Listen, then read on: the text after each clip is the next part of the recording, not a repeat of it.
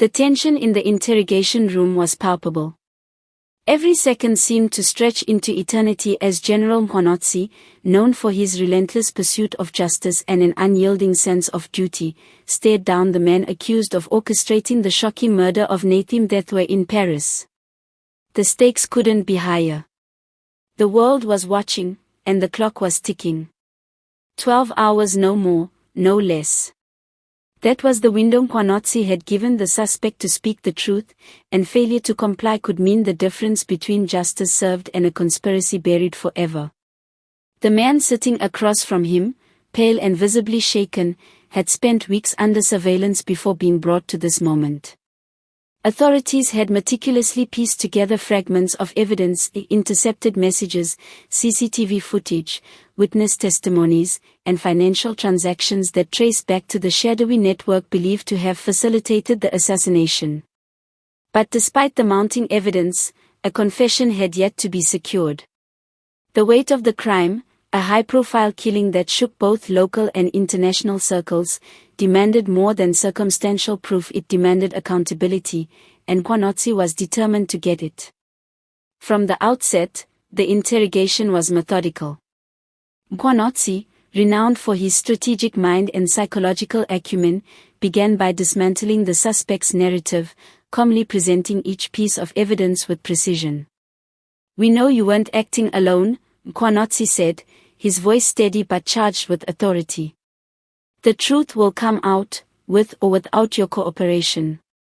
But you have the chance to tell your side before it's too late." As hours passed, the suspect's defenses began to crack. His eyes darted nervously around the room, searching for an escape that didn't exist. Every denial was met with incontrovertible proof. Every half-truth exposed only deepened the web of lies he had spun. Mkhwanazi, however, maintained a careful balance, firm yet fair, relentless but patient. He understood the human psyche. He knew that pressure, carefully applied, could break even the most hardened of criminals. Outside the interrogation room, a storm of anticipation brewed. Investigators, journalists, and political figures alike waited anxiously for word of a breakthrough. The murder of Nathi Mthethwa had sent shockwaves through both local and international communities, raising questions about security, political rivalries, and the possible involvement of powerful figures in shadowy dealings.